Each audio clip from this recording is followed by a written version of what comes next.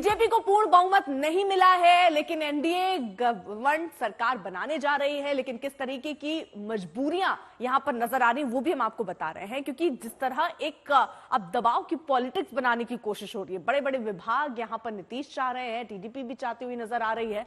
लेकिन देखिए, यहां लोकसभा स्पीकर चाह रहे हैं, केंद्र में 5 से 6 मंत्री चाह रहे हैं, आंध्र प्रदेश को विशेष राज्य का दर्जा। यहां सिर्फ आंध्र प्रदेश को नहीं, बिहार के लिए भी नीतीश कुमार बार बार यही मांग हमेशा उठाते रहे हैं। अब जेडीयू की मांग क्या है, वो भी कैबिनेट मंत्री पद चाह रहे हैं, यानी अच्छे अच्छे विभाग वो मांगते हुए नजर आ रहे हैं। इसमें रेल मंत्रालय भी हो सकता है। वहीं शिवसेना भी एक कैबिनेट मंत्री, 2 राज्य मंत्री का दर्जा शिवसेना की तरफ से भी मांगा जा रहा है। यानी वो सीधे तौर पर ये कह रहे हैं, भाई समर्थन ले लीजिए लेकिन हमारी मांग पूरी कर दीजिए। लेकिन क्या सबकी मांग पूरी हो पाएगी? चिराग पासवान भी देखिए, क्योंकि 5 में 5 सीटें ये जीत कर लाए हैं, पार्टी कोटे से 2 मंत्री जो हैं वो चाहते हुए नजर आ रहे हैं।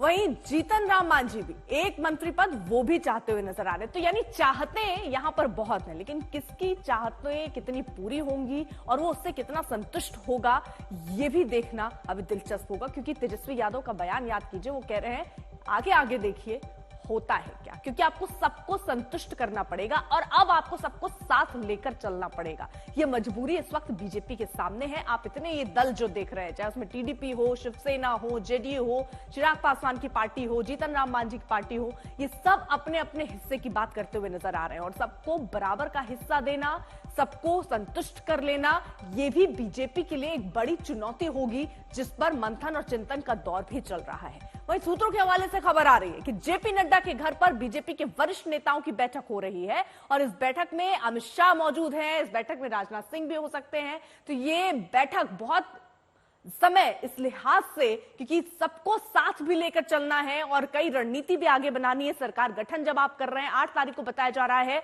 कि शपथ ग्रहण समारोह हो सकता है जेपी नड्डा के आवास पर। यह बैठक चल रही है जिसमें तमाम नेता इस वक्त मौजूद हैं। हालांकि यह भी कहा गया कि अभी मंत्री पद वगैरह को लेकर चर्चा हो रही है, लेकिन अभी सबसे पहले कि किस तरह आगे सरकार फॉर्म करनी है, कैसे चलानी है, इसको लेकर चर्चा चल रही है।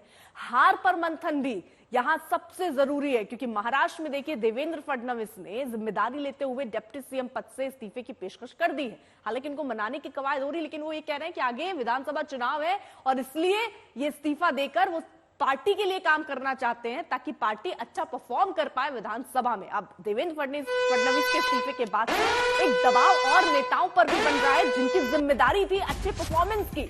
और बीजेपी जहां जहां अच्छा परफॉर्म नहीं कर पाई, चाहे आप हरियाणा ले लीजिए, सबसे बड़ा यूपी ले लीजिए, वहां पर अब मंथन हो रहा है कि आखिरकार कहां क्या कमी रह गई। यूपी का जिक्र मैंने अगर कर दिया है तो यहां ये भी आपको बता दें कि यूपी में अब ये स्वर उठने लगे कि कोई आस्तीन का सांप है, जिसकी वजह से यूपी की स्थिति ऐसी बनी है। फिलहाल अमित शाह, राजनाथ सिंह, ये बैठक जो जेपी नड्डा के आवास पर चल रही है उसमें मौजूद है और ये बैठक जो हो रही है इसमें बीएल संतोष भी जेपी नड्डा के आवास पर पहुंच चुके हैं।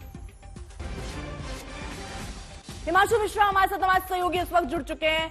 अहम बैठक है हिमांशु, ये कौन कौन पहुंचा और कौन कौन से मुद्दे?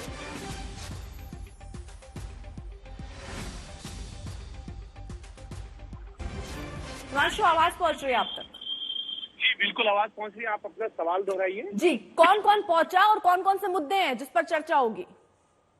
देखिए बिल्कुल, कहीं ना कहीं जो बातचीत हुई के अनुसार कह सकते हैं, राजनाथ सिंह, गृह मंत्री अमित शाह, बीएल संतोष जेपी नड्डा के घर पे मौजूद हैं और कल संसदीय दल की जो एनडीए की बैठक है उसकी तैयारियों को लेकर है। साथ ही साथ शपथ ग्रहण समारोह को लेकर जो तैयारियां होनी है, जो गेस्ट आने हैं उनको लेकर बातचीत है।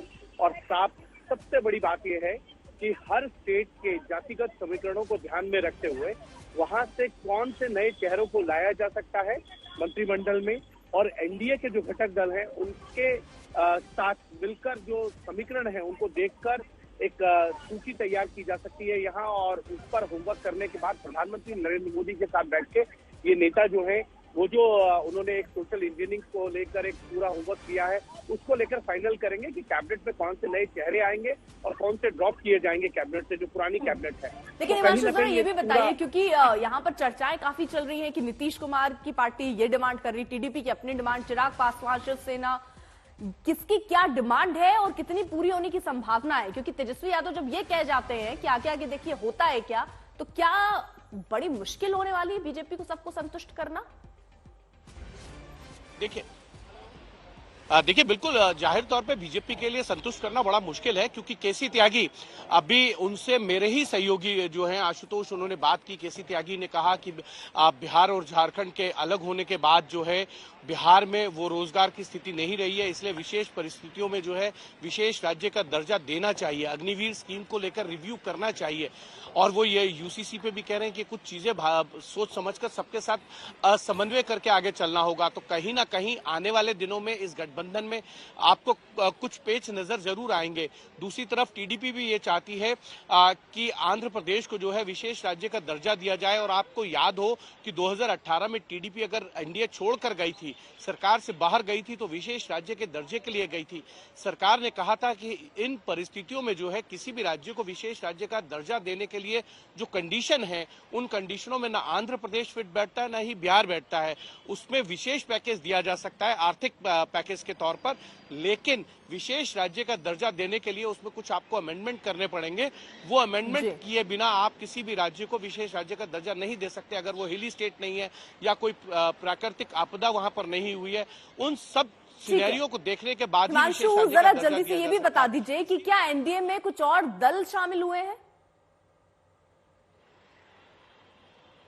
देखिए मुझे लगता है कि एनडीए में बाकी दलों का तो नहीं, लेकिन जो इंडिपेंडेंट हैं, जो निर्दलीय चुनाव जीत कर आए हैं, जब सरकार बन रही होती है तो बहुत से निर्दलीय सांसद जो है उस पार्टी के साथ हो जाते हैं। मैं आपको एक एग्जांपल दे देता हूं। 2019 के अंदर जो है अमरावती से नवनीत कौर राणा निर्दलीय सांसद चुन के आई थी, लेकिन जब सरकार बनी तो वो भारतीय जनता पार्टी के साथ आई और हर मोर्चे पर संसद के बाहर और संसद के अंदर उन्होंने सरकार का साथ दिया। बहुत महत्वपूर्ण बिलों में उन्होंने सरकार के पक्ष में अपना वोट डाला था और अंत में हम सबने देखा कि नवनीत कौर राणा बीजेपी में शामिल भी हुई, चुनाव भी लड़ी, लेकिन हार गई।